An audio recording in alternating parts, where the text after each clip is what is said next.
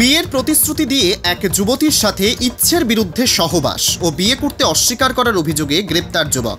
এমনই চাঞ্চল্যকর ঘটনাটি ঘটেছে নদিয়ার নবদ্বীপ শহরে। জানা যায় 2021 সাল থেকে নবদ্বীপ স্টেশন রোড এলাকার এক যুবতীর সাথে প্রণয়ের সম্পর্ক গড়ে ওঠে নবদ্বীপের 19 নম্বর ওয়ার্ডস্থিত কোলেরডাঙ্গা লেন হরিতলা এলাকার অর্চিষ্মান মণ্ডল নামে এক যুবকের সাথে।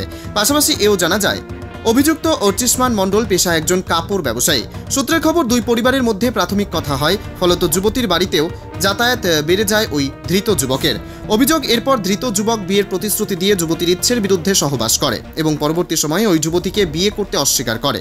পাশাপাশি এও জানা যায় সম্প্রতি ধৃত যুবক নবদ্বীপেরই একটি মেয়েকে বিয়ে করে। এরপর গত 26শে মার্চ ওই অভিযোগকারী যুবতী ধৃত যুবকের বিরুদ্ধে বিয়ের প্রতিশ্রুতি দিয়ে ইচ্ছের বিরুদ্ধে সহবাস করারও পরবর্তী সময়ে বিয়ে করতে অস্বীকার করার লিখিত অভিযোগ দায়ের করে নবদ্বীপ থানায়।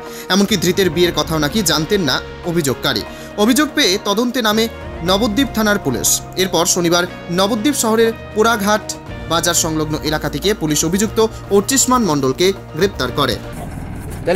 তাহলে কি ঘটনা?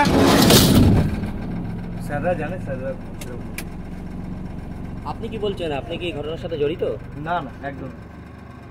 তাহলে কি আপনাকে ফাঁসানো হয়েছে? কে ফাঁসিয়েছে? কে ফাঁসিয়েছে আপনাকে?